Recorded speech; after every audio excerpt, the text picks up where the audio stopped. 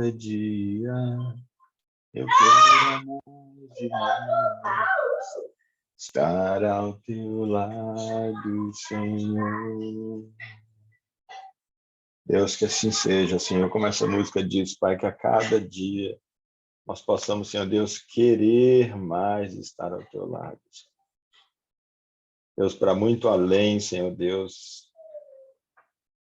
e para muito mais profundamente, Senhor Deus, do que a mera religiosidade, Senhor. Que de fato, Pai, os nossos corações possam ansiar, Senhor Deus, desejar, possam estar sedentos, meu Deus, pela tua presença, pela comunhão com o Senhor, Pai. Essa é uma obra que só o teu Espírito Santo pode realizar em nós, Pai. Até o desejo, Senhor Deus, de te adorar vem de ti. A única coisa que nós podemos, Senhor Deus, é pedir ao Senhor, a partir da nossa consciência de que o Senhor existe, de que a comunhão da humanidade com o Senhor foi perdida e de que o Senhor moveu os céus e terra para restabelecer essa comunhão. A única coisa que nos cabe, Senhor Deus, é pedir, é clamar, e o Senhor disse que todo aquele que clamar o nome do Senhor seria salvo, Pai. E passa por esse desejo, Pai, que o Senhor precisa colocar nos nossos corações. Que a cada dia, Senhor, nós queiramos mais e mais estar ao teu lado, estar na tua presença, estar em comunhão com o Senhor. E que cada dia mais, Senhor Deus, nós possamos ser tomados de pânico, Senhor, verdadeiro pânico, para além do mero temor. Só com a possibilidade, Senhor Deus, de perdermos a comunhão com o Senhor. De tanto que façamos questão dela, Senhor Deus, de tanto que o amemos de verdade, a nossa essência, Pai, no nome do Senhor Jesus. Senhor, a tua palavra diz que onde e quando 2 ou 3 estivessem reunidos no teu nome, ali o Senhor estaria. Cumpra-se, Deus, a tua palavra. Esteja conosco, tenha completa liberdade aqui no nosso meio, Senhor Deus. Para falar conosco, para falar através de nós, de cada um de nós, de qualquer um de nós. Mas, Senhor Deus, produza em nós, Pai querido, o resultado que o Senhor espera que esse encontro, Pai, que nós temos aqui hoje. Provoque e produza em nós, Senhor Deus, o crescimento que nós precisamos, o desenvolvimento que nós precisamos, Senhor Deus, para não sucumbirmos nesse mundo, Senhor Deus, atormentado, esse mundo, Senhor Deus, cheio de mentiras, cheio de engano, cheio de trevas, Senhor Deus. Principalmente porque esse engano, essas trevas, essas mentiras são muito atraentes ao nosso coração enganoso, à nossa carne, Senhor Deus, à nossa humanidade caída, à nossa desumanidade. Portanto, Senhor Deus, tem misericórdia de nós e produza em nós hoje aquilo que nós precisamos para vencer o mundo como o Senhor venceu o mundo, como o Senhor Jesus venceu o mundo e prometeu que também venceríamos. Dá-nos, Senhor Deus, nessa manhã, o alimento que nós precisamos no nome do Senhor Jesus. A tua palavra diz que as portas do inferno não prevalecem contra a igreja do Senhor. Nós estamos aqui como tua igreja, Senhor, reunidos no teu nome. Que se cumpra essa palavra de maneira que Satanás não tenha poder nos nossos ambientes, cada um onde estiver, não tenha poder nas nossas mentes, no nosso coração, Pai querido, que estejamos completamente livres para aquilo que o Senhor tem para nós e para realizar através de nós. Pai, no nome do Senhor Jesus Cristo, nós oramos, já te agradecemos. Louvado seja o nome do Senhor. Aleluia. Eu mandei no grupo hoje pela manhã esse versículo aí, quando eu estava meditando logo no início da manhã para a nossa comunhão, antes da nossa comunhão, eu coloquei esse versículo que é Salmo 122, 1, né? Alegrei-me quando me disseram, vamos à casa do Senhor. É que eu perdi aqui A informação de vocês. Cadê? Vai. Ah, tá aqui.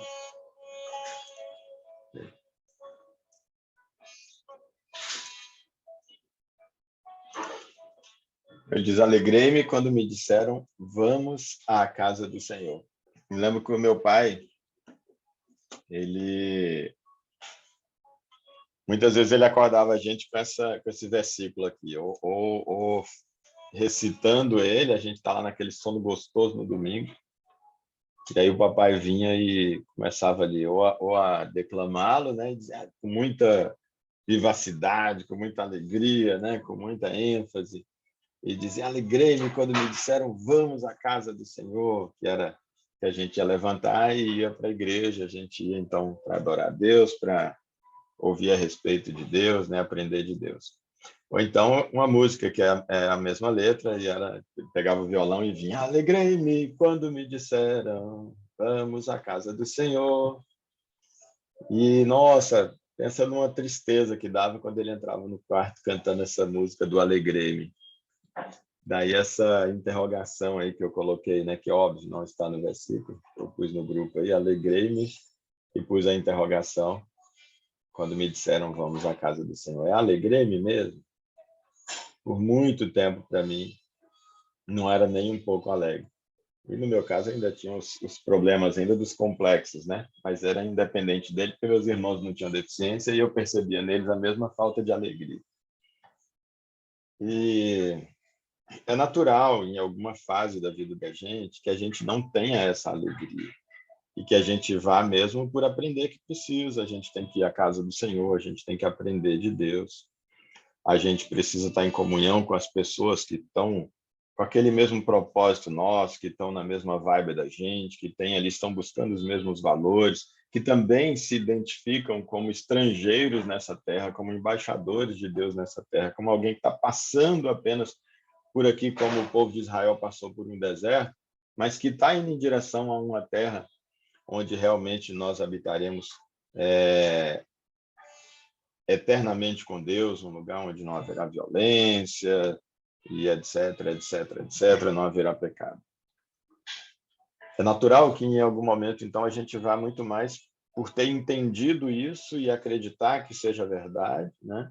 A nossa fé é racional, então dizer não faz sentido tudo isso que a Bíblia diz, mas a partir de algum momento isso precisa se tornar uma realidade. E essa alegria tem que estar.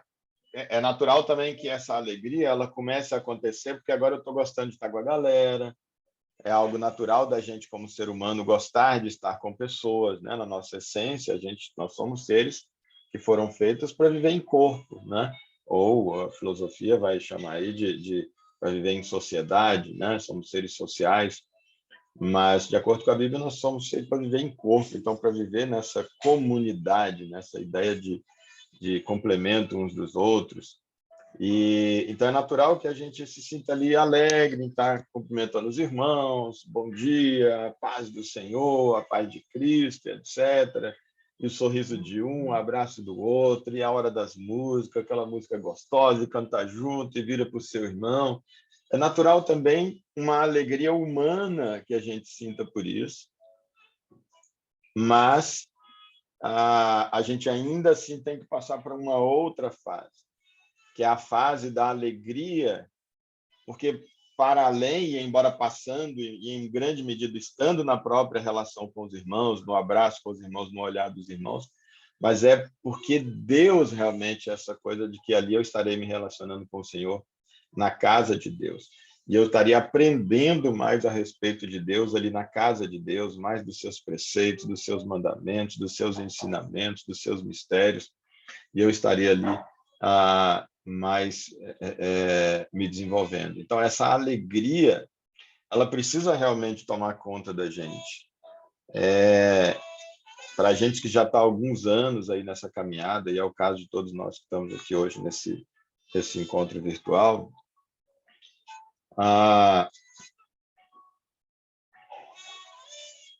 nós já tivemos tempo suficiente para Deus se apresentar para nós o suficiente para que nós o desejemos. pelo que ele é, independentemente do que ele faz, fez, vai fazer, pelo que ele é. Ele já se apresentou o suficiente para nós, ou pelo menos já teve tempo suficiente para isso e já tentou o suficiente para isso. Para que realmente a gente possa, no sábado à noite, dormir e dizer assim, nossa, que legal, amanhã de manhã tem comunhão. Que legal, amanhã de manhã eu vou poder me reunir com os meus irmãos, e eu vou poder estudar a Bíblia, eu vou poder louvar a Deus. E, como eu falei com vocês no grupo, hoje eu estou gravando esse encontro nosso.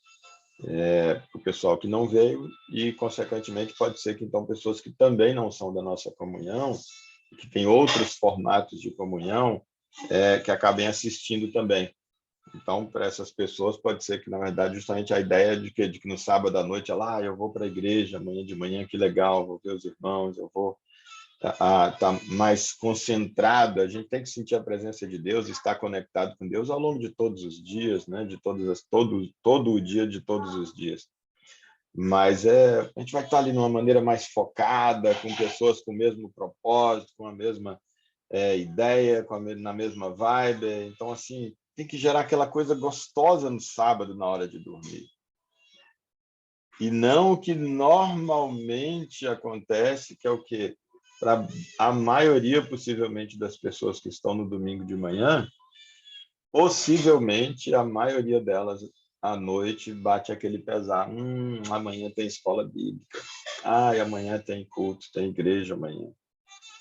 Mas eu tenho que ir, tadinho do pastor, né? Coitado do Emer, vai ficar chato para ele, fica ali tanto tempo ali tentando, vai que não aparece ninguém. Eu vou ter que ir, realmente eu vou pôr o relógio para despertar aqui, faltando 15 minutos para começar o culto, e aí eu corro, embora daqui lá leva 30 minutos, mas eu corro, me arrumo rapidinho, eu chego lá com 30 minutos, 40 de atraso, eu vou perder só a parte do louvor, né? E daí só vai faltar mais uma horinha, 50 minutinhos, eu volto para casa. É um sinal de que a gente não está sentindo alegria. É no sábado à noite alguma coisa dizendo para a gente que não é prazeroso esse momento para o qual eu estou indo amanhã de manhã. Que isso que eu estou chamando de religião, de religar, isso de religar com Deus, ou não está funcionando, ou então esse negócio da presença de Deus é um negócio muito triste, muito sem graça, porque não bate essa alegria. No domingo de manhã, quando o relógio desperta, de repente, já está meio em cima, mas eu vou clicar aqui no soneca 15 minutinhos, 10 minutinhos aqui, está tão bom esse sono, que eu não queria que ele cortasse agora com essa alegria desse sono, essa coisa gostosa desse soninho que eu estou, com esse compromisso que eu preciso de cumprir. De repente, depois que termina a comunhão no domingo, graças a Deus, a gente ainda, muitas vezes, é capaz de soltar um graças a Deus, né? Graças a Deus que acabou. A gente não vai verbalizar isso, mas aquela sensação. E aí uma sensação de dever cumprido, um tiquezinho ali dos meus afazeres no afazeres da religião, da religiosidade, né? Do transcendente, afinal, eu sou uma pessoa superior à média, se bem que mais do que a média no Brasil se diz, né, cristão, religioso, e que participa também de grupos assim. E aí agora eu posso ir para casa, eu posso ir para minha feijoada, eu posso ir para minha cervejada, eu posso ir para o meu futebol, eu posso assistir a final do campeonato que vai acontecer à tarde. E afinal dá uma descansada, porque amanhã é segunda e ninguém é de ferro. Eu vou ter uma semana bem puxada e preciso ter esse tempozinho para eu dar uma descansada. Alegrei-me quando me disseram vamos à casa do Senhor. Será que eu me alegrei mesmo? Quantas vezes eu tenho realmente deixado de ter essa alegria? Daí eu queria compartilhar. Sim, Pedro. Só que assim, tem um detalhe. Às vezes a gente fica se enganando. Mas eu lembro muito bem, por exemplo, quando a comunhão era presencial, Um saía do Val, outro saía da Santa Maria, outro saía de Vicente Pires, mas era Uhum. sempre... Eu, por exemplo, não tinha nenhum pesar, sabe? Aham. Que era sempre, era verdadeiramente uma comunhão, era congregar, a gente se via, a gente ria, Uhum. até falava, a gente até brincava, a gente ficava horas rindo, conversando, e depois iniciava, sabe? Aham. E aí depois a gente, devido à pandemia, iniciou dessa forma, e infelizmente a zona de conforto é o cemitério, né, da evolução de muitos, né? Sim, Inclusive sim. meu, sabe? Então, às vezes, Sim, a sim. gente se ilude, tipo, é uma comunhão boa, virtual, mas Uhum. assim, eu não, rapaz, eu nunca vi uma reunião de família virtual, o pessoal achando bom. Ah, Uhum. vamos fazer uma reunião de família e tal, vamos juntar todo mundo. Ah, vamos fazer virtual, que dá na mesma.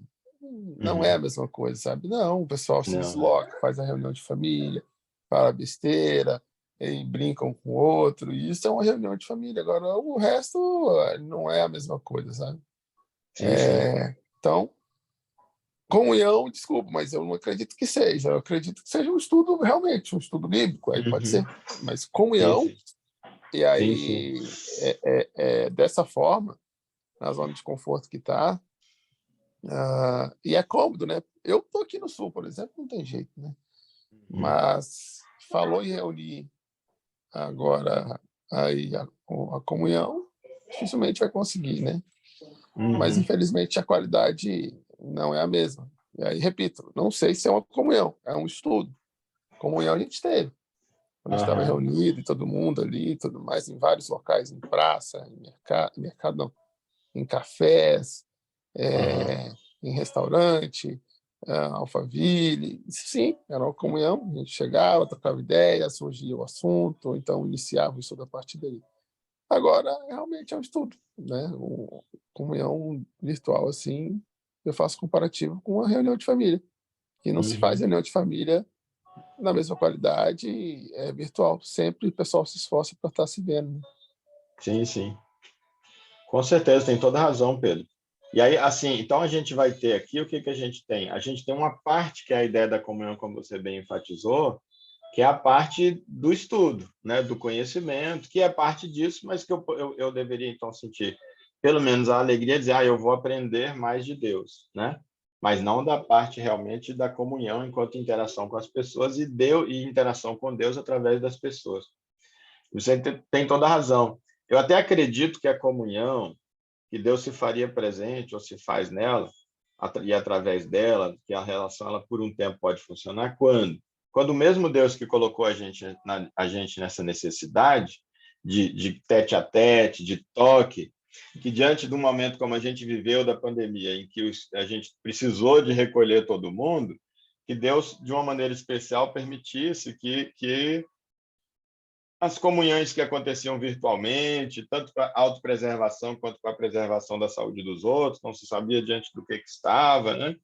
Que Deus até permitisse que aquilo, até porque as pessoas em estando isoladas, de fato, a comunhão virtual até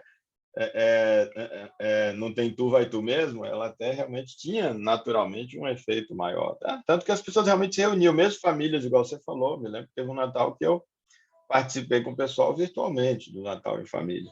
Mas é um momento de uma exceção, né, de um tempo, como está acontecendo ali. Mas tendo acabado realmente a pandemia, a gente, igual você falou, é cômodo, vai continuando. E por que que justamente é cômodo? É cômodo porque sacrifica menos. Eu não preciso tomar um banho, vestir uma roupa, né? Pegar o carro, pegar o ônibus, me deslocar. Então, essa comodidade tem a ver, você justamente falou, tem a ver com a falta de alegria. A minha alegria em estar lá não é tão grande a ponto de eu abrir mão e querer voltar para a comunhão presencial. Porque tem outras coisas que eu possa fazer nesse tempo, ou outros encontros que eu possa ter nesse momento presencialmente, ao invés dessa prioridade.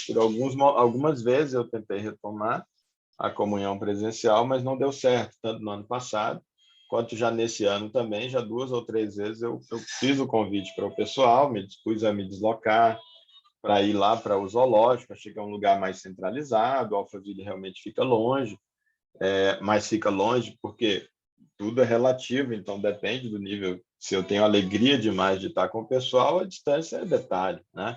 Se aquilo realmente eu entendo que me acrescenta, que é importante para mim, é detalhe. Se não, então pensei num lugar mais centralizado, para a gente poder facilitar um pouco mais para as pessoas, mas também não teve coro mesmo, que o coro é baixo, né? O coro para a igreja, de acordo com Jesus, é 2, já é coro.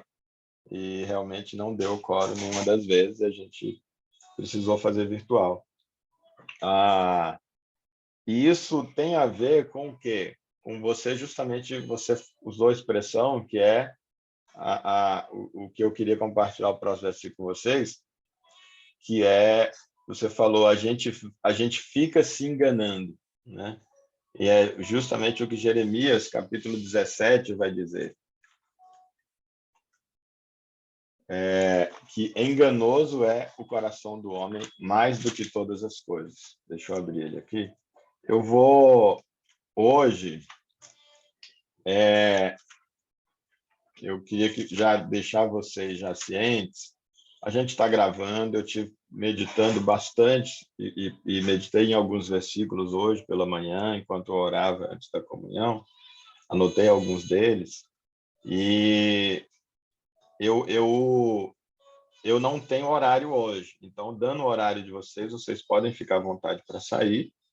Eu vou continuar aqui e vou gravar, e depois, quem quiser, vai poder acessar. Mas eu queria tentar compartilhar um pouco dos versículos que me vieram a partir desse início de reflexão, né?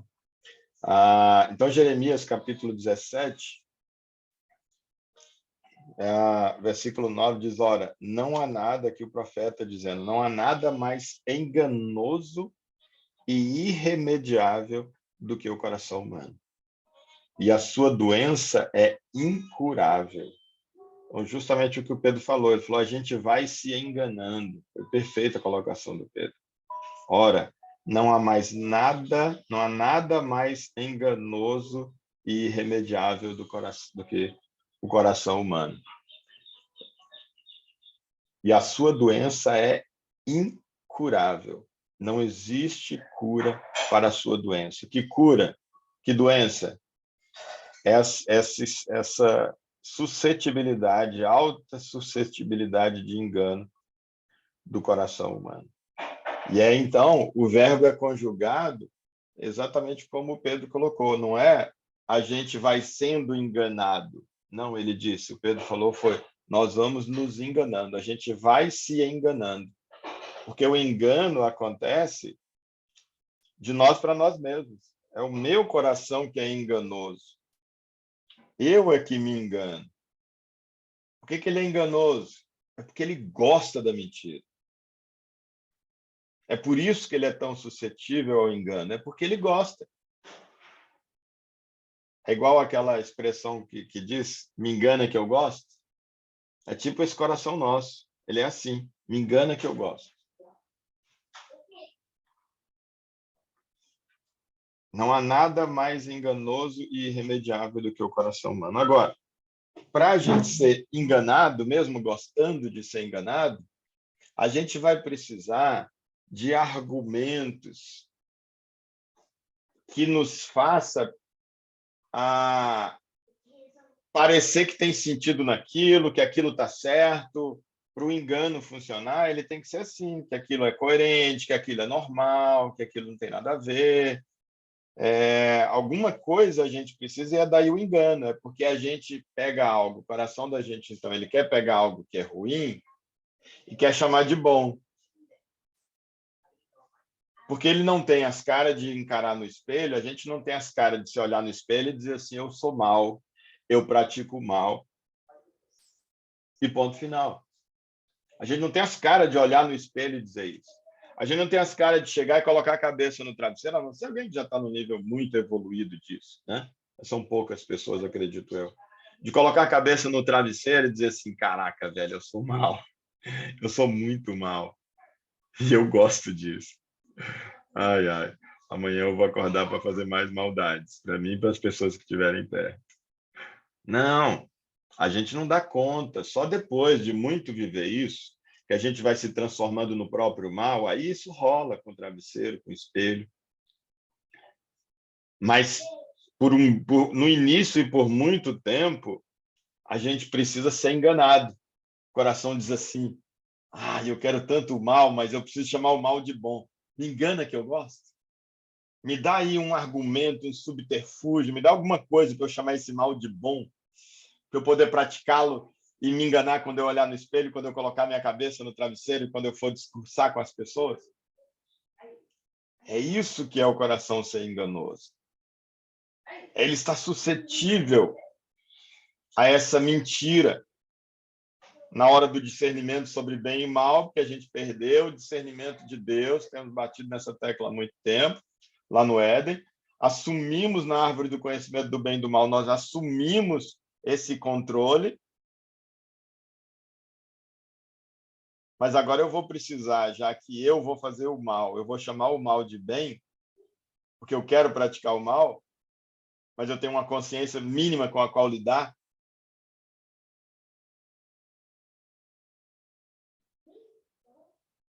Eu preciso, então, ser enganado.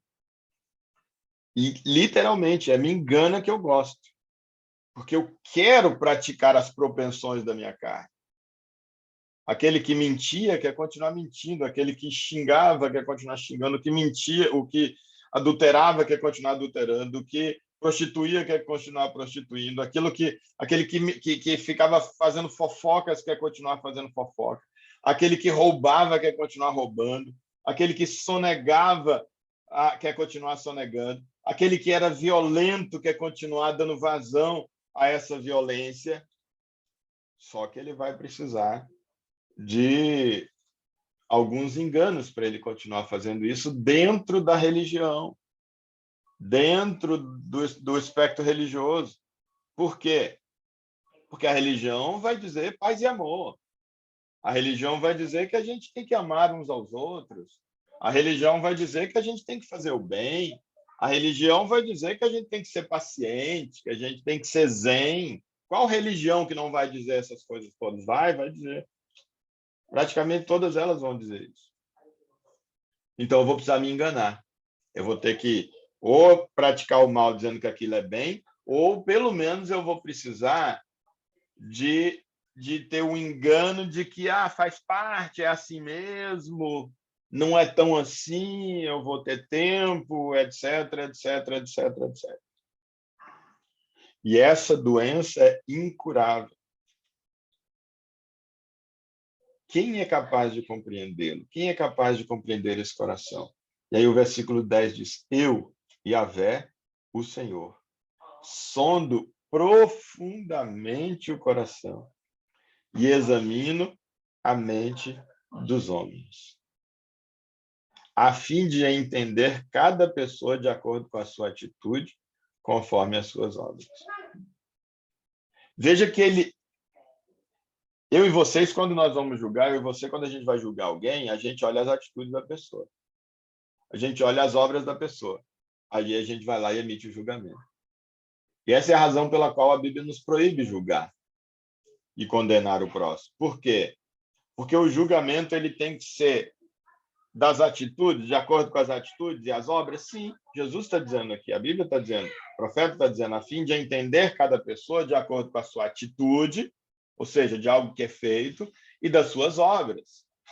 Só que com uma ligação com o profundo do coração e da mente.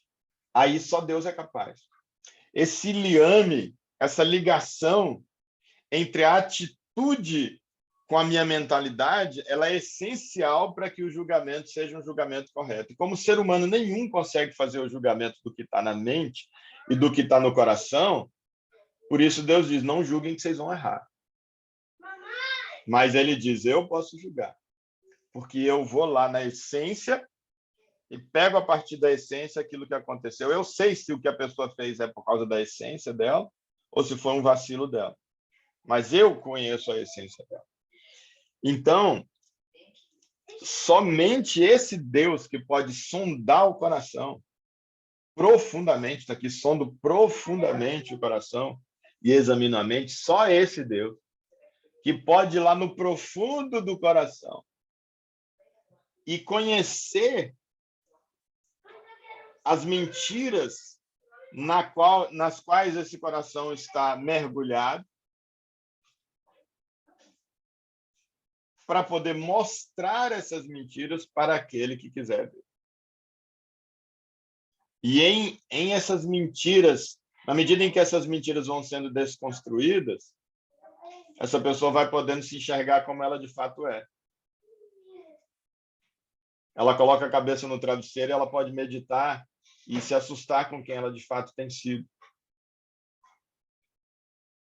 Ela é capaz de se olhar no espelho e realmente ver um monstro ali, a partir desse sondar e revelar do Espírito Santo de Deus para a pessoa, que, de acordo com Jesus, é quem nos conscientiza do pecado, da justiça e do juízo. Só ele pode fazer isso.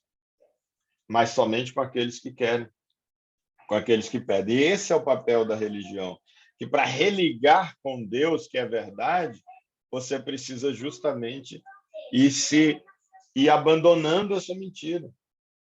Você precisa ir trabalhando essa enganosidade no seu coração com a graça de Deus.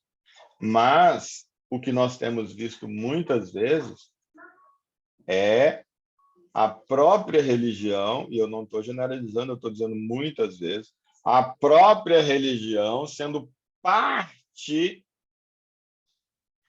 dessa enganosidade do coração, que às vezes só muda o argumento, muda a área, muda o engano, mas continua sendo engano muitas vezes. Continua dando para o ser humano ali determinadas religiões, continua dando para ele justificativas para ele continuar no erro dele, ou continua dando para ele prioridades diferentes das prioridades do reino e apresentando argumentos para ele, inclusive com base na palavra de Deus, para que ele possa conseguir continuar perseguindo, buscando atender os anseios e os desejos da sua carne em detrimento daquilo que o reino de Deus está querendo para ele. Ele continua, então, às vezes, buscando em primeiro lugar as outras coisas e muitas vezes fundamentado na palavra de Deus, porque para ser então a religião cristã vai ter que usar a Bíblia, e vai usar a própria Bíblia para poder fomentar nesse coração enganoso desejo e pretexto para buscar em primeiro lugar as outras coisas, deixando de, em primeiro lugar, buscar o reino de Deus. Quando a Bíblia diz que nós devemos buscar em primeiro lugar o reino de Deus e todas as demais coisas que nos são realmente necessárias, comida, vestido e vestimenta, que Jesus diz, nos seriam acrescentadas. Mas a religião nos ajuda a buscar, nos ensina muitas vezes, tem muitas religiões que, inclusive usando a Bíblia, particularmente, por exemplo, a teologia da prosperidade, e vai fomentar, então, a pessoa a buscar, em primeiro lugar, não só comida, bebida e vestimenta, mas tudo isso aqui com muita sobra. Não me sobra tempo para buscar Deus, mas eu me travisto de presença de Deus porque essa religião se apresenta para mim, ensina para mim com base na Bíblia, que se as coisas estiverem indo bem para mim é porque Deus está comigo. Se eu estou prosperando é porque Deus está comigo.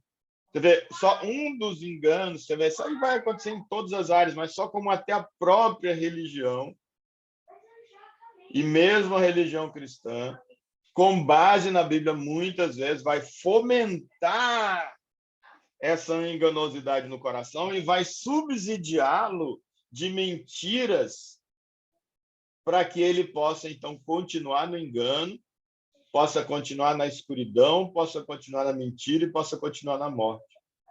E, portanto, aquela estrutura que seria para religá-lo com Deus acaba, na verdade, cada vez mais o afastando mais ainda de Deus. E por que afastando mais ainda de Deus? Porque ele de frio passou a ser morno.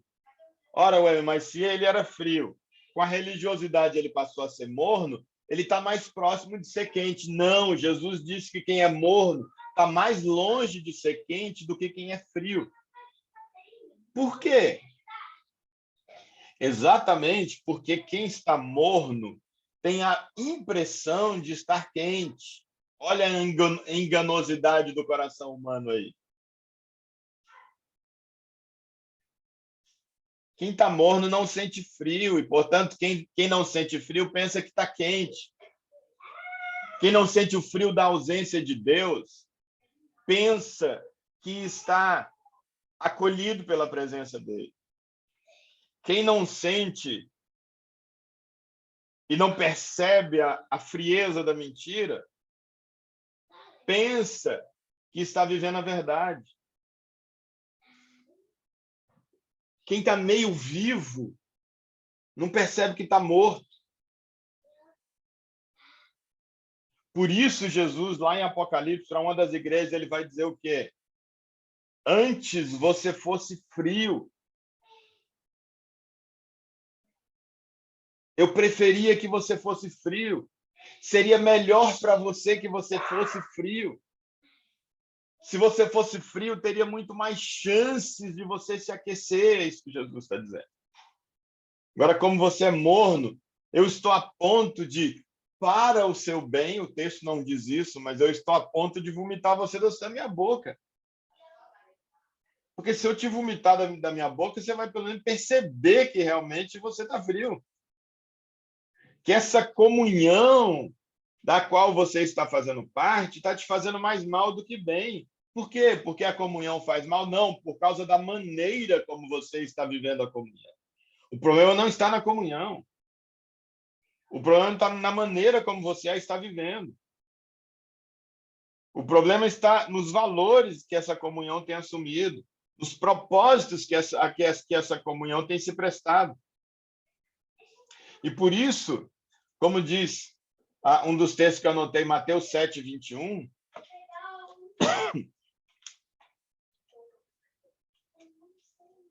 Jesus disse que naquele dia tem muita gente que vai ficar assustada.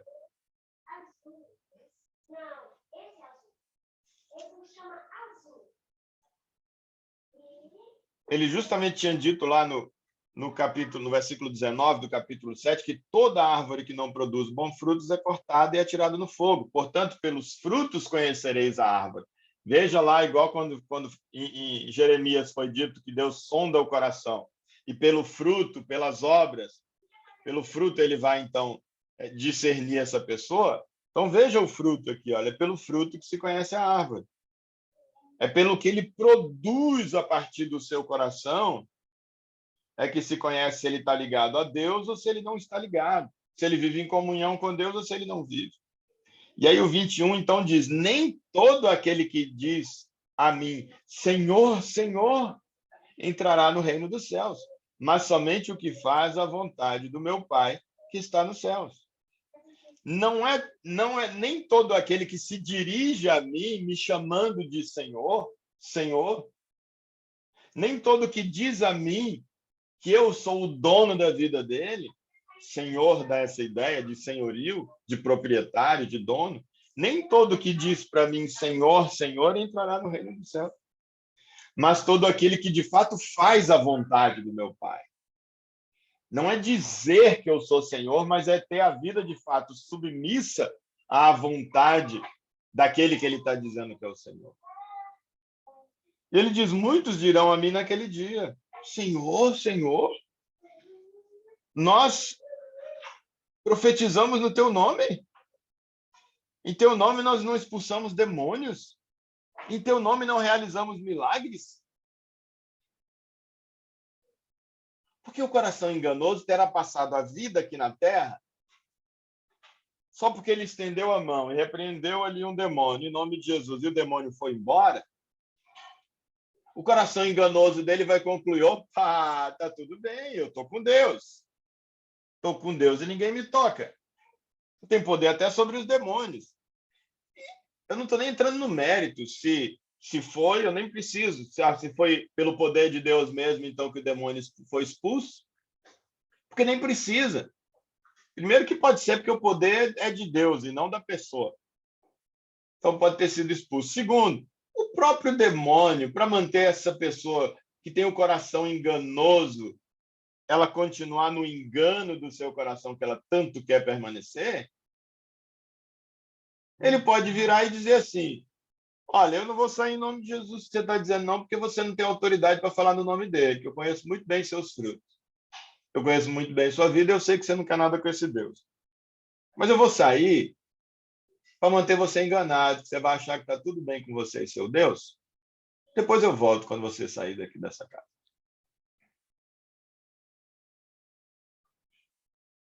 Me engana que eu gosto.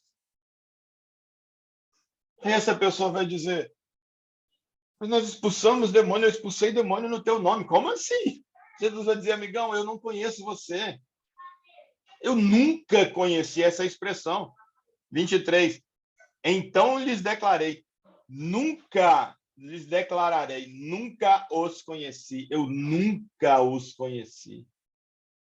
Jesus vai dizer, aqui no céu é lugar para as pessoas que eu tenha conhecido e que me tenham conhecido na terra. No deserto, esse período de estágio probatório que vocês vivem na terra.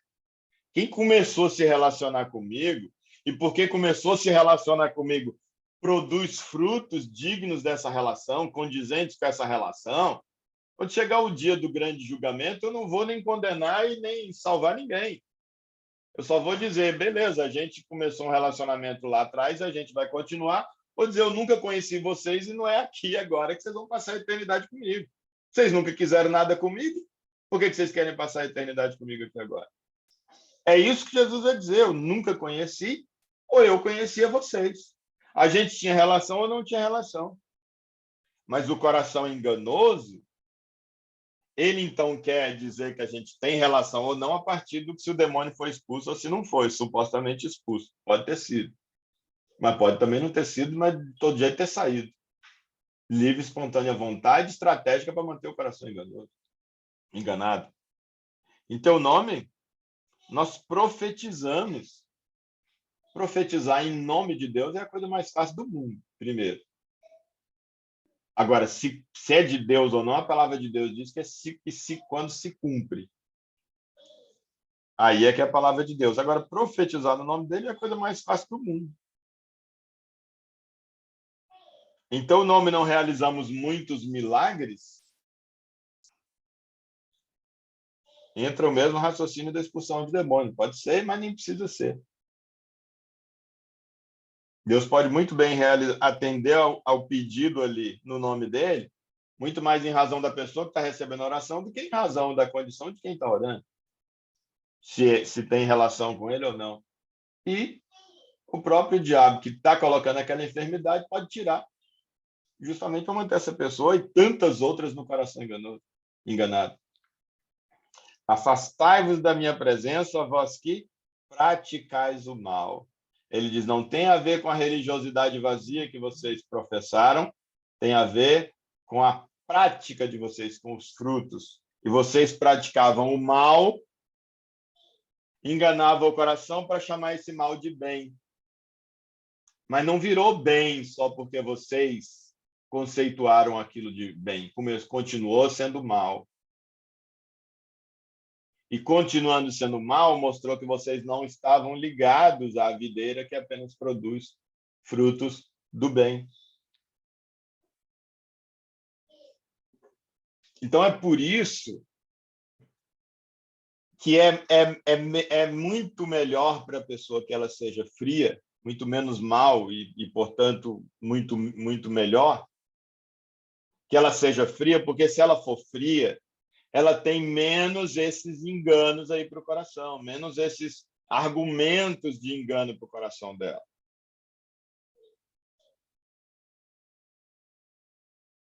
Quanto menos argumentos de engano para o coração agora em nome da religiosidade, tanto mais propenso o coração dela vai estar, mais suscetível, ou mais chance ele vai ter, pelo menos, de se sentir frio, de sentir as consequências da ausência de Deus, que às vezes é enganada pela presença dos irmãos, da musiquinha, do louvor e tal, e aquilo engana. A gente fica emocionado na igreja, chora, e aí chama aquilo de presença de Deus. Às vezes não é, realmente só coisa sua ali, você está emocionado, né? A alma e o espírito estão muito ligados, e vocês, nossa, sentir tanta presença de Deus, nossa, você chorou, por causa de um monte de coisa realmente ruim e difícil que está na sua vida, ou de coisa errada que você está fazendo, que você está com remorso, Você chorou pra caramba. Mas não necessariamente, pode ter sido, mas não necessariamente a presença de Deus. Para aqueles que não foi, ele vai então ficar morno, ele vai ficar aqui. Uma das coisas em outro texto vai dizer que esses vão dizer, Senhor, nós estivemos assentados à tua mesa. Dá essa ideia de comunhão. Mas que de fato com Deus comunhão não era. Então, por isso que é melhor muitas vezes então que a pessoa esteja fria, porque ela vai ter mais chance de correr para Deus, de correr para esse lugar do acolhimento. Por isso, inclusive, deixa eu ver se eu acho aqui um texto, Malaquias. Não sei se é Malaquias, mas de todo jeito vamos ler aqui um texto que eu quero ler em Malaquias. Malaquias é o último livro do Velho Testamento, na sequência que foi colocada aqui, e justamente porque realmente foi o último profeta que profetizou antes de Jesus. E aí passaram-se em torno de 400 anos, desde as profecias de Malaquias, salvo engano, 400 anos, até a chegada de Jesus.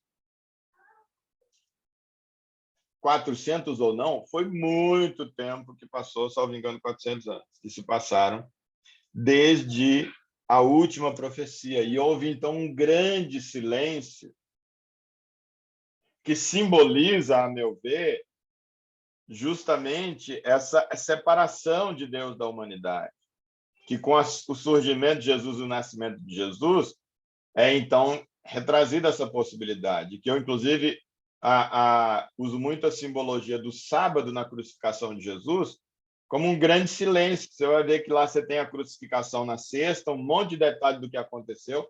No sábado, você tem um grande silêncio, que nada tem escrito a respeito do que aconteceu no sábado, e no domingo você tem os escritos sobre a ressurreição. Mas no sábado você tem um grande silêncio. É como se fosse aqui também um grande sábado, aqui desde Malaquias até o primeiro evangelho do Novo Testamento, quando narra sobre a chegada de Jesus. E Malaquias a gente costuma muito ter se falou em Malaquias, você já pensa logo no texto do dízimo das ofertas. Se falar em Malaquias 3, então, você tem certeza que vai ser o 10 que vai falar, que é trazer, portanto, todos os dízimos à casa do tesouro para que haja mantimento na minha casa. Aquele contexto do, vocês dizem, vocês estão me roubando, em que vocês estão me roubando? Nos dízimos e nas ofertas. Não é sobre isso que eu quero falar. A gente para aqui. E aí o coração enganoso, ele vai de duas uma. Tem o coração enganoso, mas inicializado ainda, nesse texto. Aí ele vai entregar o dízimo e as ofertas, 100% do dízimo e da oferta, não vai reter nada.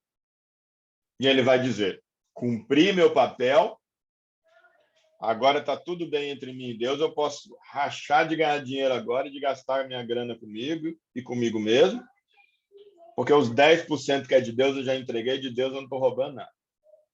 Está tudo certo, a religiosidade já resolveu e morreu para mim aqui. Eu entrego meu dízimo e oferta para a igreja fazer caridade lá no meu nome, com a grana que eu coloco. Aí tem o outro coração enganoso já mais avançado, ele já vai, então, fazer um monte de construção para dizer, não, isso aqui não é mais, é do Velho Testamento, é do Novo. Eu nem estou entrando no mérito. O que importa é para cada um que faz o raciocínio. Tá? Não estou entrando no mérito aqui. Não, porque aqui é do Velho, no Novo não tem, o Novo diz não sei o quê, mas não é do dízimo, é disso, daquilo, daquilo.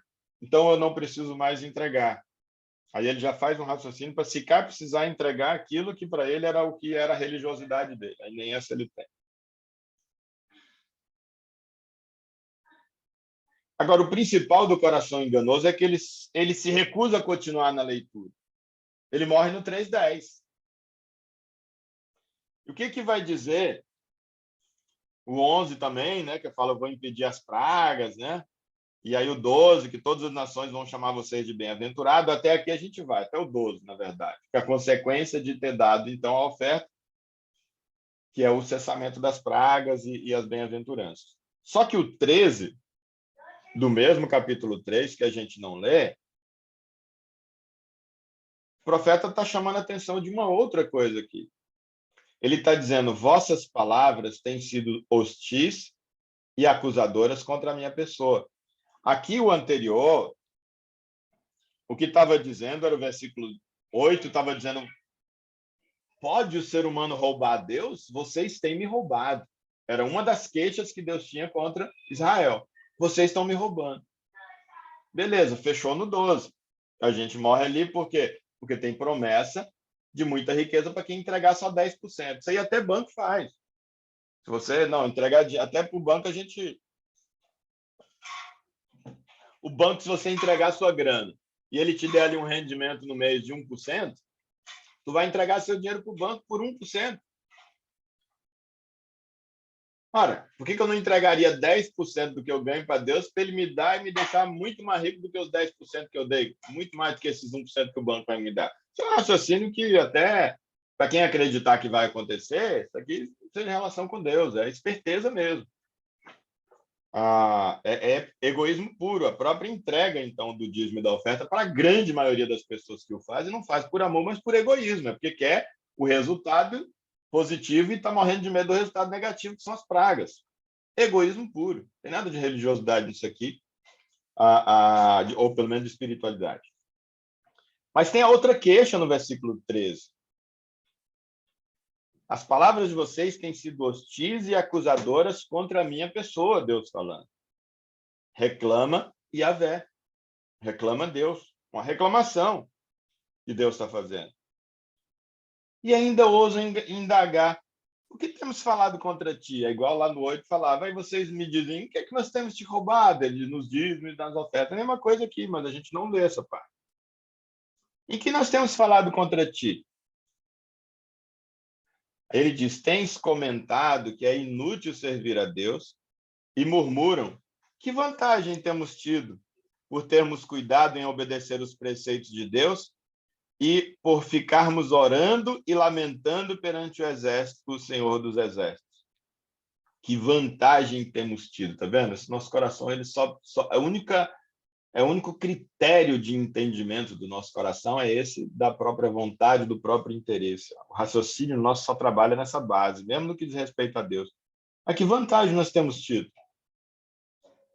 De cuidar de obedecer os preceitos de Deus e de ficarmos orando e lamentando perante o Eterno dos Exércitos. Por causa disso, estamos achando que os arrogantes é que são felizes. Olha aqui quando é que Deus diz que a gente tem falado contra ele. Esse sentimento aqui, que eu duvido quem e quantas vezes não se percebeu com esse pensamento. Estamos achando que os arrogantes é que são felizes, porquanto prosperam os que praticam o mal. Essas pessoas vivem desafiando a Deus e nada lhes acontece, escapam ilesos. Eu estou aqui, eu sirvo a Deus, no meu domingo eu estou lá na igreja, eu passo o dia, eu oro, eu aprendo a Bíblia, eu obedeço, eu faço, mas as coisas para mim não acontecem. Agora, os meus amigos, que são inimigos de Deus, eles não dão nenhum valor para isso. O tempo que eles estão, que eu estou fazendo isso aqui, eles estão lá só na curtição, e eles vivem felizes, eu vivo triste. Para eles está dando tudo certo, para mim está dando tudo errado. Então aconteceu que aqueles que ainda temiam a mim conversaram uns com os outros e o Senhor ouviu as suas orações com atenção. E diante de Deus foram escritos num sefer, um livro, todos os nomes dos que me amavam reverentemente, dos que amavam reverentemente a Deus, como memorial acerca dos que temiam Yahvé e honravam o seu nome. Vê que a recompensa não é para essa vida, é uma recompensa para uma outra vida, e a recompensa é a própria presença de Deus a viver a eternidade com Ele. Interessante que, se a gente continuasse lendo, e por isso que o nosso coração enganoso se recusa a continuar lendo, e para no 12 das ofertas, porque ali diz que se eu entregar, aprovai-me disso, diz o Senhor dos Exércitos, se eu não abrir a janela do céu, e vocês vão ficar podre de rico, todo mundo. É o que está dizendo lá em outras palavras. o nosso coração enganoso para de ler aí, porque ele não quer mais nada para continuar no engano. Porque se ele continuasse lendo, ele vai dizer, ué, mas peraí. Então, tem gente que serve a Deus, que as coisas não estão rolando para eles. Quem está se dando bem e está com felicidade é o ímpio, que não serve a Deus. E a promessa de Deus a respeito desses que o servem é que o nome deles vai ser escrito no livro da vida, os que o amam reverentemente. Ou seja, a minha relação com o Senhor é pelo Senhor e não pelo que o Senhor pode me dar. Eu entrego o dízimo e a oferta porque eu estou devolvendo para o Senhor uma parte do que o Senhor está me dando para poder abençoar outras pessoas. E por causa disso eu vou muito para além desses 10%. Porque eu amo o Senhor e amo os filhos do Senhor que estão precisando dessa grana. Eu amo reverentemente o Senhor. E aí o meu nome está escrito no livro da vida. As promessas não são para essa vida, nem mesmo aqui para quem está lendo o próprio capítulo 3 de Malaquias. Mas o coração enganoso diz, vamos para a leitura por aqui, porque é aqui que convém para a gente. Portanto, eis que naquele dia que preparei, quando eu agir, declara o Senhor dos Exércitos, eles serão chamados meu tesouro particular. Essa é a verdadeira diferença entre o que serve a Deus e o que não serve. Quando eu tenho Deus como meu tesouro particular, ele me terá naquele dia como tesouro particular dele. Quando eu tenho Deus e a minha relação aqui na terra com ele se pauta pelo que ele pode me dar de tesouros materiais,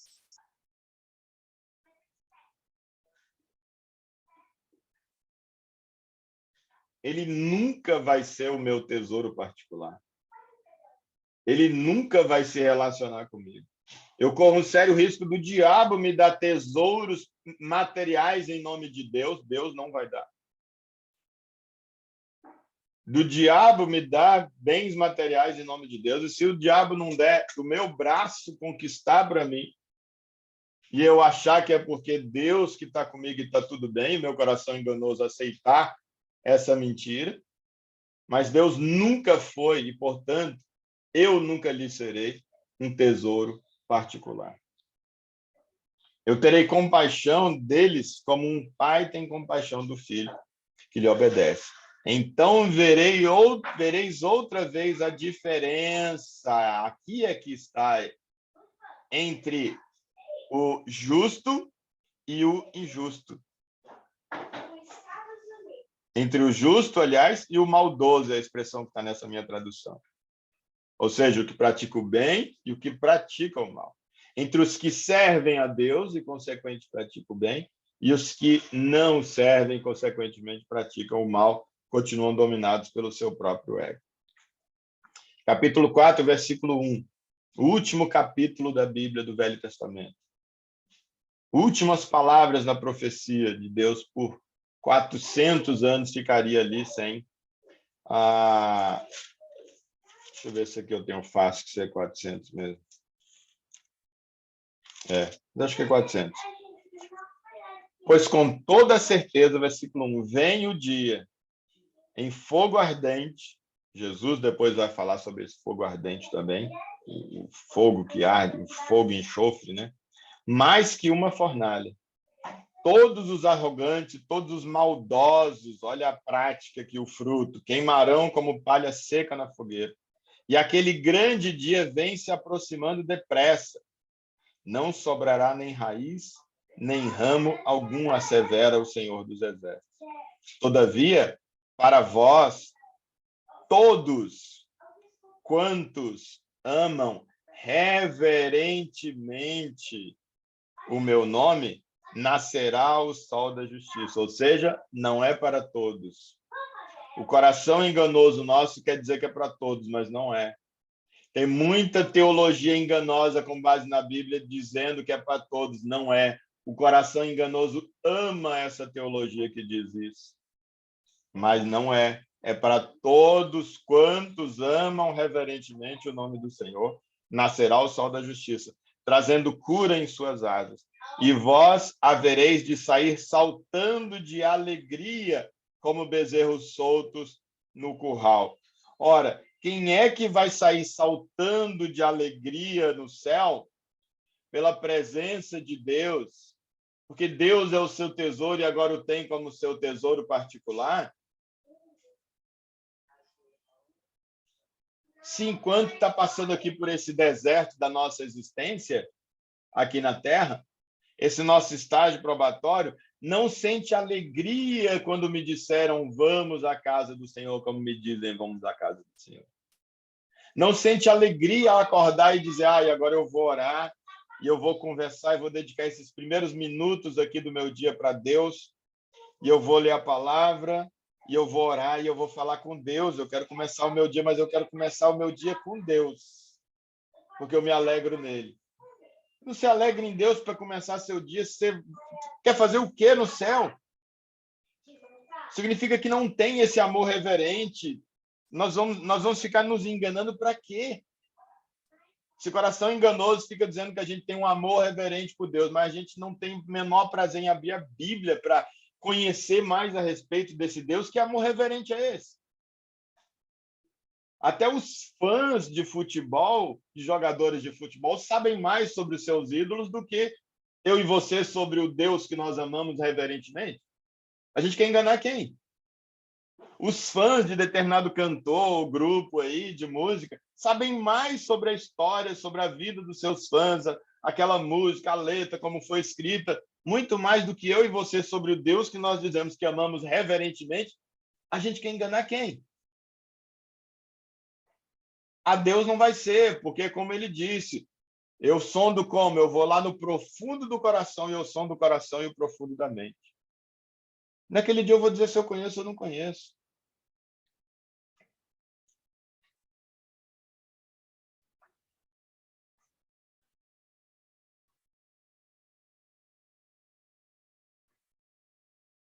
Não vai ficar saltando de alegria.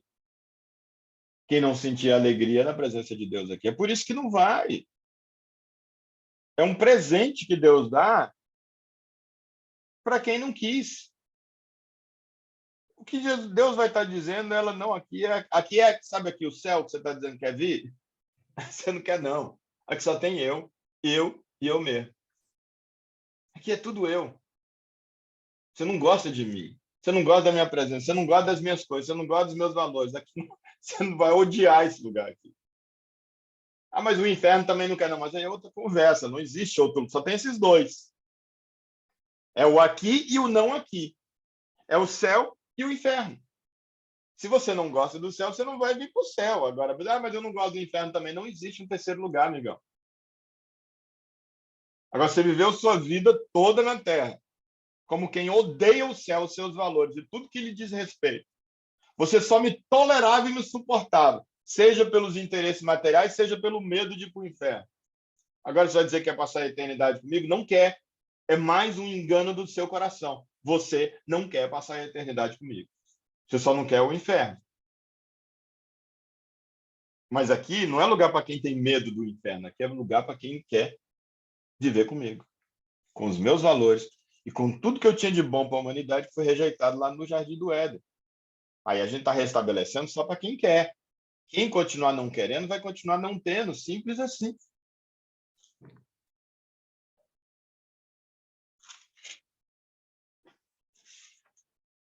Malaquias, o último capítulo da Bíblia. E aí passam-se 400 anos ali de silêncio, quando então Jesus vem, que é para ser essa alegria do povo. Tanto ele mais dizendo, as boas novas, evangelho, a palavra evangelho é notícia, né? Então, Jesus vem para pregar as boas novas do evangelho, um bom evangelho, dar boas notícias para as pessoas. Que boas notícias são essas que Jesus veio trazer? É chegado o reino dos céus. Primeiro discurso, primeira pregação que Jesus faz é essa. O reino dos céus está ao vosso alcance.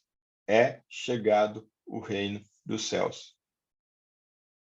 Só que a grande maioria das pessoas, como João vai dizer, o rejeitaram. A grande maioria das pessoas vão dizer, com seus corações enganosos, não, não, obrigado, o reino dos céus eu não quero, não. Eu quero continuar vivendo o meu próprio reino, mas eu quero usar o reino do céu para eu poder dar uma fomentada ainda maior no meu reino. Pode ser? Deus vai dizer não, mas a religião em nome de Deus, muitas vão dizer assim, pode ser. A gente faz esse ajuste para você. A gente faz essa concessão para você, para a gente não te perder. Aí o coração enganoso vai falar, legal, gostei, aqui que eu vou ficar. Quer enganar quem? Quem é que a gente quer enganar? Enganoso é o coração e irremediável mais do que todas as coisas. Lucas, capítulo 17,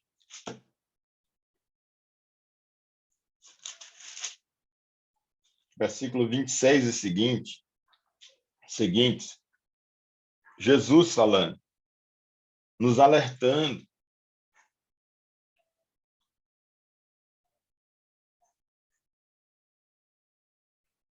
Pois assim como aconteceu nos dias de Noé, também será nos dias do Filho do Homem. Paulo apresenta o Velho Testamento como uma grande maquete. Ele chama de sombra, né? É a maquete das coisas que haveriam de acontecer, que haveriam de vir, para que a gente pudesse entender. Deus fez ao longo da história da humanidade, por milênios, por mais de 4 milênios, ele esteve desenhando no curso da história da humanidade coisas para que a gente pudesse entender um outro plano que está além da nossa compreensão. E ele permitiu que episódios trágicos acontecessem por amor a nós. O que aconteceu lá na época de Noé, a gente vê a historinha bonitinha lá na escola bíblica, nos livrinhos. Que legal, olha aqui a arca, desenhou a arca, olha o tamanho da arca, olha os casazinhos dos animaizinhos entrando, que bonitinho, a família de Noé entrou. Os otários ficaram do lado de fora, morreu todo mundo, só a família de Noé foi salva. Sabe o que significa morreu todo mundo? Criança, a gente sensibiliza hoje quando a gente vê as criancinhas morrendo, né? Ai, que sensibilidade, as crianças que morreram de fome, meu Deus, que dor. Os velhinhos que morreram, é claro, a gente fica sensibilizado, legal, e tem que sensibilizar mesmo. Mas foi exatamente isso que aconteceu lá na época de Noé, com o dilúvio que Deus mandou. Deus matou inúmeras crianças afogadas. Deus matou inúmeros velhinhos, inúmeros adultos, adolescentes, jovens, no início da vida, programando casamento. Às vezes morre uma pessoa, gente, nossa, já sofreu um acidente, era jovem, tinha 24 anos, tinha acabado de terminar a faculdade, estava com um casamento marcado, meu Deus, que tragédia. Sim, é tragédia mesmo. Você pensou quantas tragédias aconteceram no dilúvio? Quantas pessoas que estavam lá pensando em se casar, marcando casamento, o cara tinha acabado de construir a casinha dele lá. Não foi uma e nem duas, não. Sabe quem matou? Deus matou. Deus, D-E-U-S, Deus matou. Sabe como que ele matou? Afogado. Deus matou uma galera afogada no dilúvio. Foi isso que aconteceu. Por que ele fez isso? Porque ele precisava desse desenho lá para Jesus chegar e dizer aqui. Lembra o que aconteceu lá nos dias de Noé? Em que eu tive que matar os meus filhos, eu tive que matar seres humanos, na origem feitos à imagem e semelhança de Deus, mas que caíram dessa vontade, desse propósito, e eu tive que matar um monte deles com dores.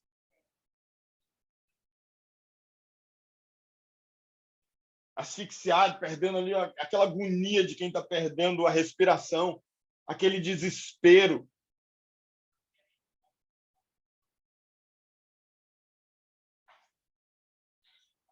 Como aconteceu naqueles dias que eu tive que fazer isso, só para hoje vocês poderem olhar para lá e se atentarem, o coração enganoso de vocês não cair nesse engodo de que só porque nada está acontecendo, nada vai continuar acontecendo. É mentira do seu coração. O fato de nada estar acontecendo não significa que nada vai continuar acontecendo. Uma hora vai acontecer o que foi dito que vai acontecer. Eu tive que fazer esse desenho horrível lá na época de Noé, no dilúvio, para o coração enganoso de vocês ser sacudido e falar assim: ei, presta atenção. As pessoas viviam comendo de Jesus sobre aqueles dias. As pessoas estavam comendo, cara. No domingo, elas iam lá e iam fazer o churrasquinho delas, ia tomar a cervejinha delas, ia tomar a Coca-Cola delas, comendo, bebendo, unindo-se em matrimônio, casando-se, prometendo-se em casamentos. Até o dia em que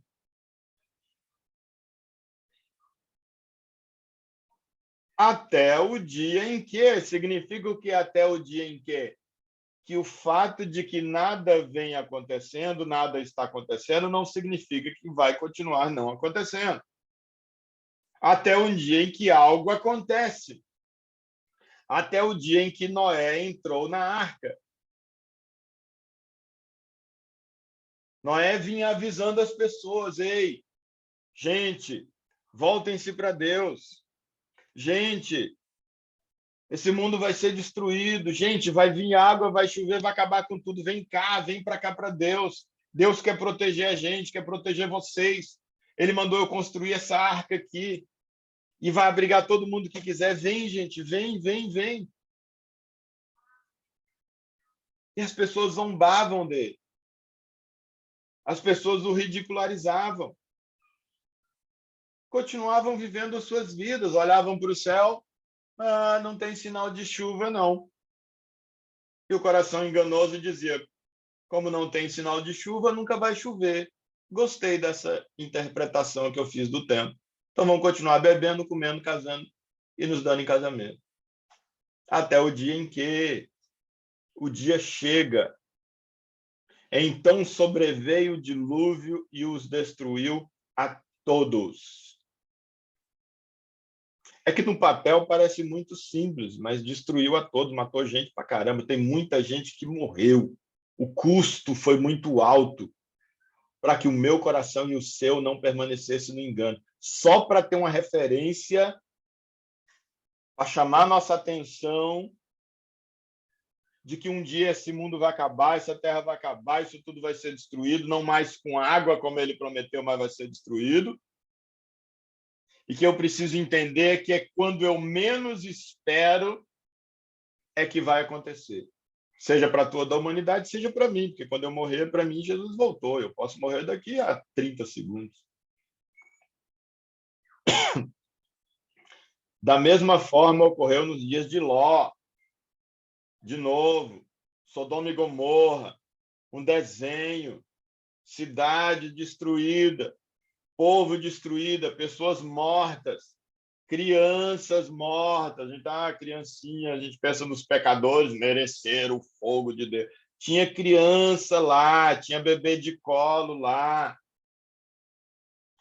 torrado no fogo. Por que Deus fez isso? Porque o amor de Deus precisava fazer um desenho para eu e você hoje entendermos e não termos o nosso coração mantido no engano. Nossa, Ué, não pode ser amor o que Deus fez com eles, não. Deixa Deus com eles. Vamos deixar Deus, o amor de Deus para com eles, e Deus os ama e os amou pra caramba. Deixa eles lidarem com Deus. Deixa esse bebezinho que foi torrado lá pelo fogo, deixa Deus lidar com esse bebezinho, com a mãe desse bebezinho, deixa eles lá. Deixa o amor deles com eles, vamos focar no nosso aqui. Deus trata individualmente. Deus me amou a ponto de desenhar esse negócio terrível na história, para me alertar e dizer: ué, igual Sodoma e Gomorra, não é porque as coisas não estavam acontecendo que significava que elas iam continuar não acontecendo, ué. pega o seu coração enganoso e escreve isso nele para não ser mais apagado, senão você vai se dar mal. Vai chegar o dia em que Noé, assim como Ló, foi tirado de lá, e quando ele foi tirado, a destruição veio, Emer. Deus vai tirar o seu povo da terra, e aí a destruição vai vir sobre quem? Ali permanecer. Foi um desenho caro, custou vidas, por amor a mim e a você, para que eu e você não tivéssemos desculpa, para que o nosso coração parasse de abraçar mentiras a respeito das coisas de Deus, a respeito da verdade. Da mesma forma, ocorreu nos dias de Ló. O povo dedicava-se a comer, beber, comprar, vender, plantar, construir.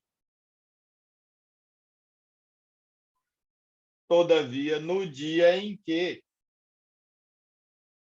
enquanto está comprando, vendendo, plantando, estudando, passando concurso, montando empresas, mudando de emprego, a impressão é que nada vai acontecer, apesar dos alertas.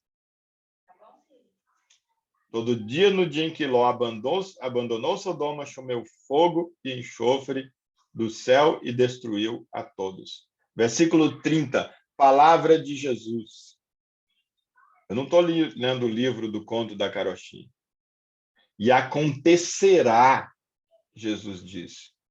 É a boca de Deus encarnada aqui. É mais que uma profecia. É a própria palavra de Deus encarnada que está dizendo, e acontecerá exatamente assim, no dia em que o Filho do Homem for revelado. E acontecerá exatamente assim. Então, o coração enganoso perde todas as suas desculpas, perde todos os seus pretextos, ele perde todos os seus argumentos diante dos alertas da palavra de Deus. Lucas, capítulo 14, ainda para rebater esses argumentos do nosso coração enganoso, Lucas, capítulo 14, deixa eu ver onde é que eu queria ver. Humildes.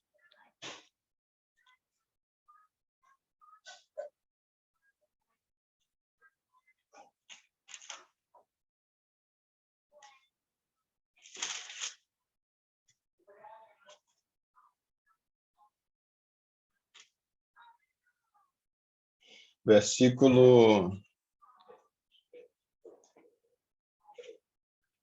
33.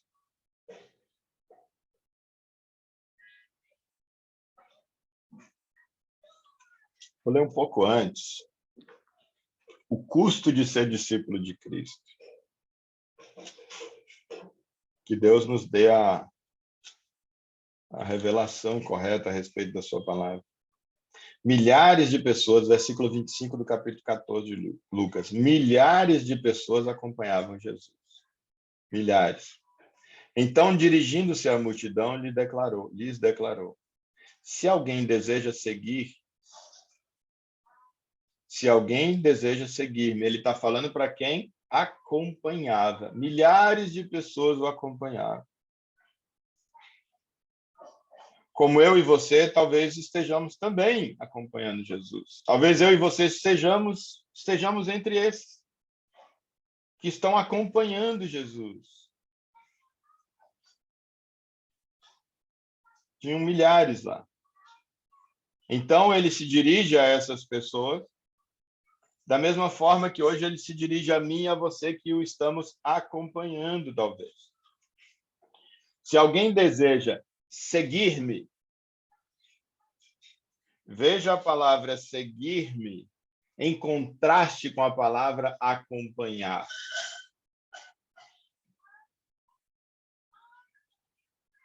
É a ideia de que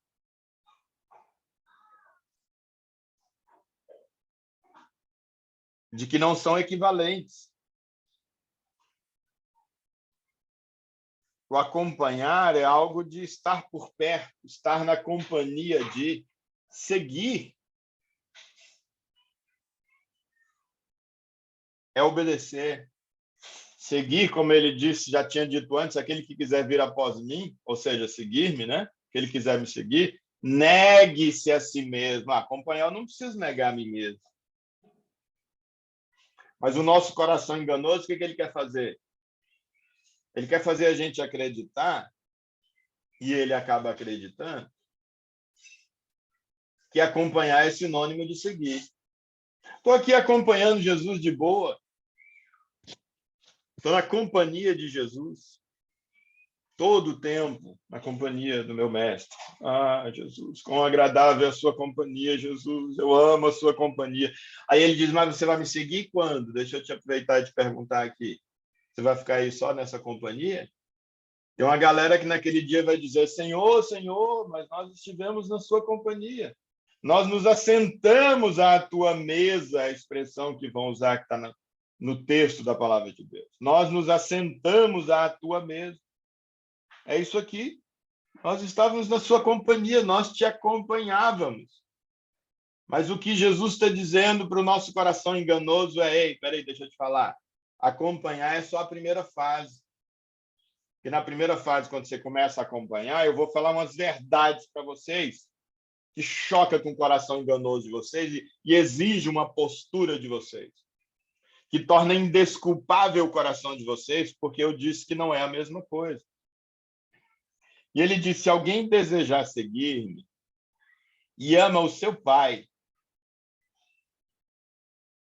ama sua mãe, ama sua esposa, ama os seus filhos, ama seus irmãos e irmãs, ou até mesmo ama a sua própria vida, mais do que a mim, não pode ser meu discípulo. Não vai dar. Não pode me seguir. Você quer seguir? Você vai ter que me amar mais que sua mãe. Vai ter que me amar mais que seu pai. Vai ter que me amar mais que você ama seus irmãos, seus filhos.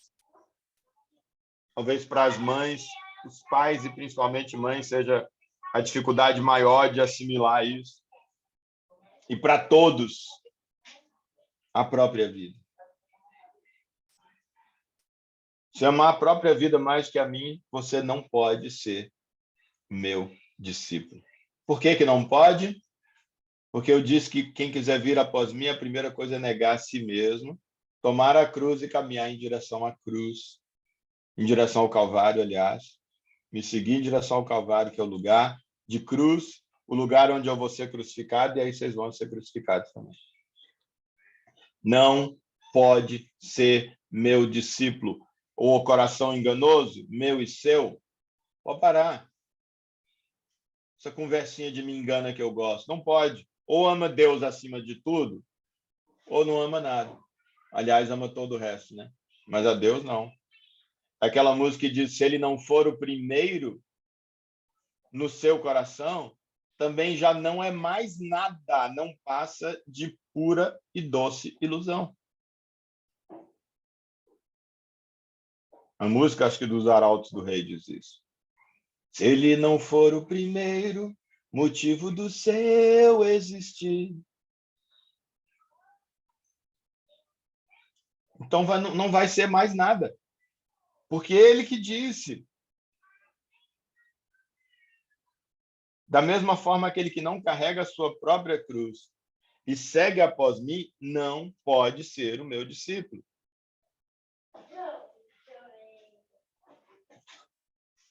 Portanto, qual de vós desejando, olha o contexto que Jesus vai contar, vai fazer essa ilustração. Portanto, qual de vós, desejando construir uma torre, primeiro não senta, calcula o custo do empreendimento e avalia se tem recursos necessários para edificá-la? Para não acontecer que, havendo providenciado os alicerces, mas não podendo concluir a obra, todas as pessoas que a contemplarem acabem zombando dele, proclamando: este homem começou uma grande construção, mas não foi capaz de terminá-la. Ou qual ainda o rei que, pretendendo partir para a guerra contra outro rei, não se assenta primeiro para analisar se com 10.000 soldados ele pode vencer aquele que vai vir enfrentar ele com 20.000. Se chegar à conclusão de que não pode vencer, ele vai enviar uma delegação, estando o inimigo ainda longe, solicitando condições de paz. Assim, portanto, todo aquele dentre vós,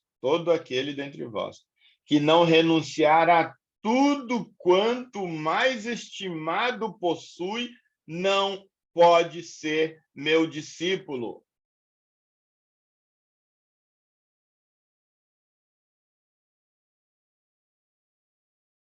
Será que o nosso coração enganoso está ouvindo isso aqui? Assim, portanto, todo aquele dentre vós que não renunciar a tudo quanto de mais estimado possui, não poderá ser meu discípulo, não será meu seguidor, não vai integrar a minha igreja, não vai fazer um corpo comigo, não será salvo, não está salvo.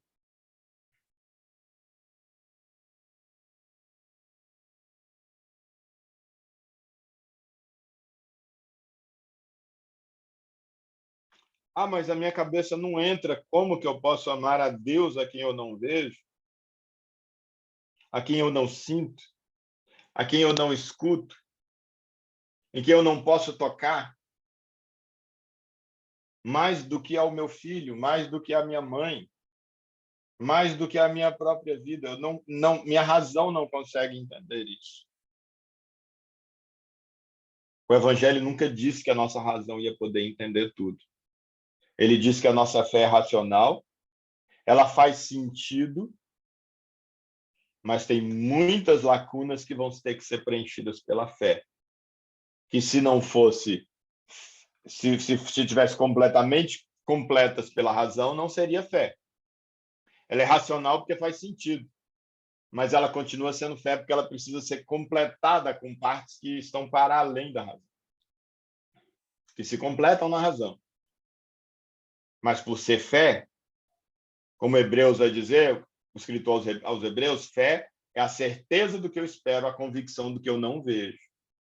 Eu não vejo como isso aqui pode ser realidade, mas eu tenho certeza que vai acontecer comigo, porque é nessa situação que eu me coloco, é a isso que eu me proponho, e eu peço a Deus, Deus, que isso aqui seja uma realidade da minha vida. Ele diz, então, vamos começar.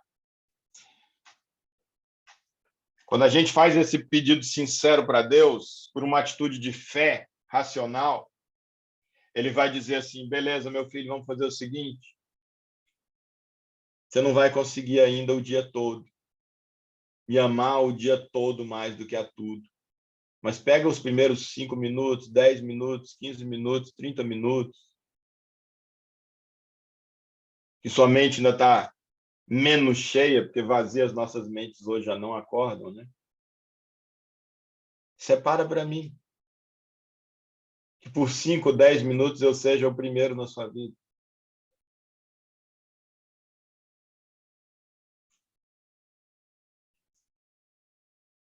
Separa um dia na semana para mim. Ah, Deus, um dia é muito. 7 dias que é muito. 6 por 1, 6 é muito. Um é muito para você dar para mim?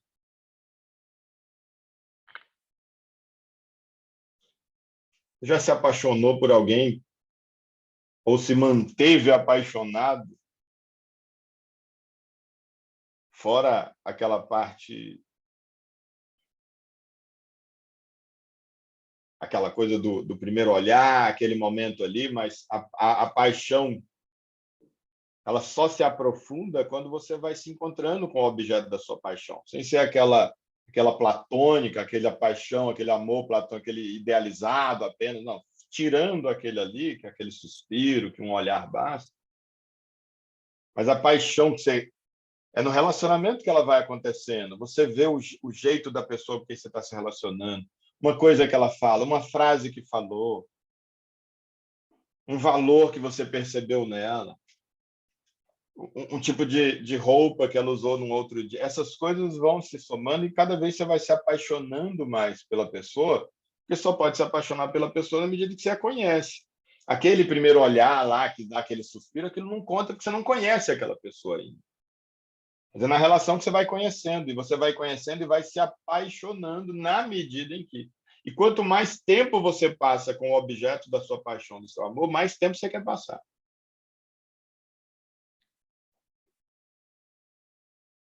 Mas se você não der o start, não vai acontecer nunca. Aí você vai enganar seu coração com apenas o fato da religiosidade, como se aquilo fosse sinônimo de fato estar apaixonado e amando Deus, e vai estar enganando seu coração, vai viver a mornidão, enquanto Jesus vai dizer: eu estou a ponto de vomitar você da minha boca, porque você não me ama, ama tudo, absolutamente tudo acima de mim, tudo, tudo sim, deixa de ser mentiroso, seu coração enganoso, tudo. Você ama tudo mais do que a mim. Inclusive coisas abjetas você ama mais do que a mim. Porque até para falar mal das coisas que você tanto odeia, você gasta mais tempo do que o tempo que você gasta comigo. Então não me venha dizer, coração enganoso, que você não ama absolutamente tudo, até as coisas que você mais odeia, você ama mais do que a mim. Porque até com o que você mais odeia, você gasta mais tempo do que gasta comigo. E aquilo que a gente ama, a gente gasta tempo com aquilo.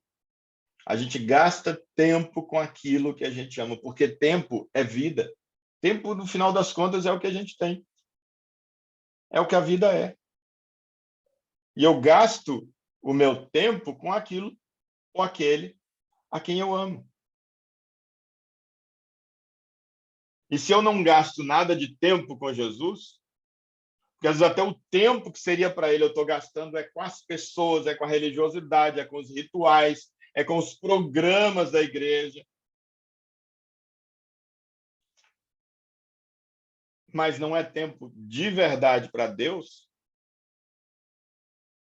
mesmo que na relação com as pessoas, então eu não posso dizer que eu amo a Deus. Mais do que tudo, nem se fala. É como Jesus disse que onde estiver o seu tesouro, aí estará também o seu coração. Mateus 6, 21.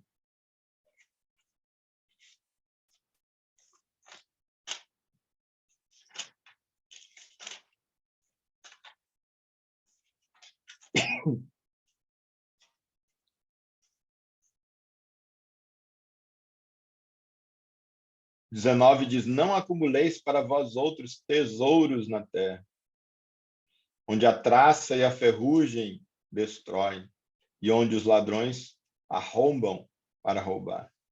Mas ajuntai para vós outros tesouros nos céus, onde a traça nem a ferrugem podem destruir, e onde os ladrões não arrombam e destroem. Porque, fato, ou coração enganoso, fato, onde o seu coração tiver, onde o seu tesouro estiver, aí vai estar o seu coração. E vice-versa. Ora, se onde o seu tesouro está é onde você põe seu coração vai estar onde seu tesouro estava. E o coração foi para lá, então ele também vai estar lá. Isso é um fato, o coração enganoso. Onde o seu tesouro estiver, que é o meu tesouro, aquilo para o que eu dou valor. Eu direciono o meu coração para aquilo que eu dou valor. Eu dou valor para o dinheiro, pois é no dinheiro que meu coração vai estar. Eu dou valor para o prazer sexual, pois é no prazer sexual que o meu coração vai estar. Eu dou valor para os aplausos, pois é nos palcos que o meu coração estará. Nos palcos da vida, não necessariamente de arte. Nas práticas que podem levar as pessoas a me elogiar e me aplaudir.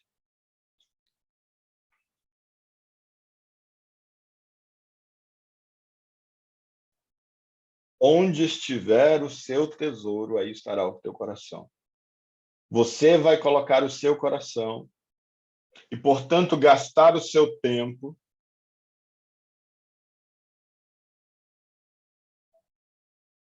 com aquilo que você dá valor. Quanto de tempo o coração enganoso eu e você estamos dedicando para Deus? E a quem nós queremos enganar?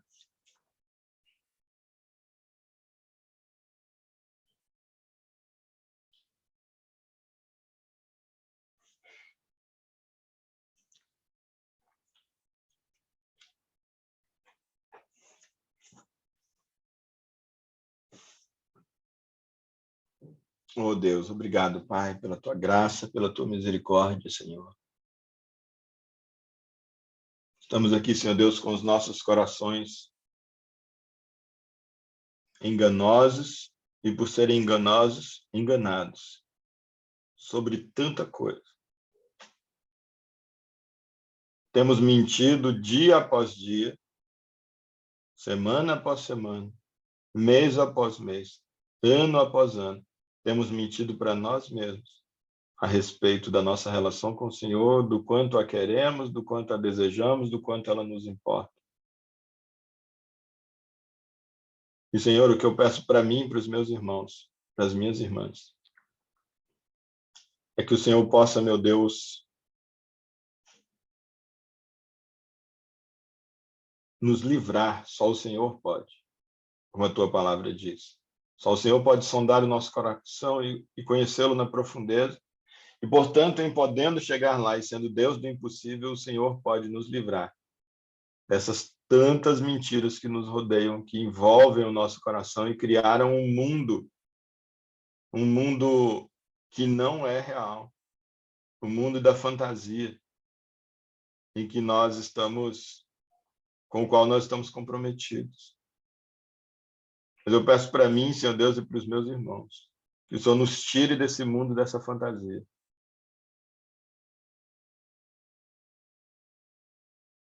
Nos tire desse engano, Senhor Deus, se necessário, Pai, se necessário, nos vomitando da sua boca antes do fim dos tempos, hoje, enquanto há tempo de sentirmos o frio de quem foi vomitado. Foi jogado para longe definitivamente, mas ainda não eternamente, definitivamente para essa vida.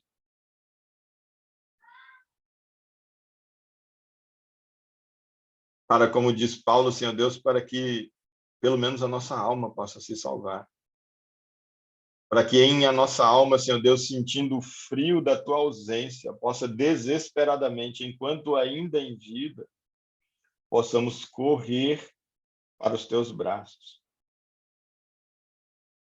e nos aquecermos e começarmos de verdade um relacionamento com o Senhor, e colocarmos o Senhor acima de absolutamente tudo, sendo o Senhor o primeiro na nossa vida.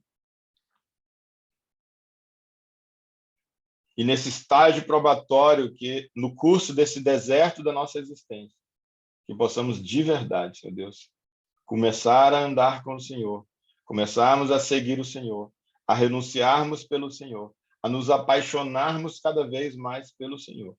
E, de fato, até o ponto de que ainda nessa vida, o Senhor seja o primeiro para nós e esteja acima realmente de tudo, Pai querido. O Senhor e as tuas coisas, os teus propósitos para nós, os teus planos para nós, estejam realmente em primeiro lugar na nossa vida e não as nossas próprias vontades e não a nossa própria vida. O nome do Senhor Jesus, Pai, é o que eu oro por mim e oro pelos meus irmãos. Senhor Deus, apenas livre a nossa alma, livra-nos e proteja-nos, Senhor Deus, para que, se de tudo for necessário, comigo ou com algum dos meus irmãos, que isso aconteça, que o Senhor permita, na medida do necessário, apenas o necessário, e com limite, Senhor Deus, os limites para Satanás, o nosso inimigo, Senhor Deus, para que não nos sobrevenha nada para além, nessa ausência, daquilo que é necessário para nos voltarmos para o Senhor. É o que eu oro, Senhor Deus, por mim. Oro pelos meus irmãos. E essa oração apenas surtirá efeito na vida daqueles que no seu coração disserem para ti um amém. No nome de Jesus, Pai. No nome de Jesus. É assim que eu oro. Amém. Acabou dando tempo aí da gente terminar no tempo.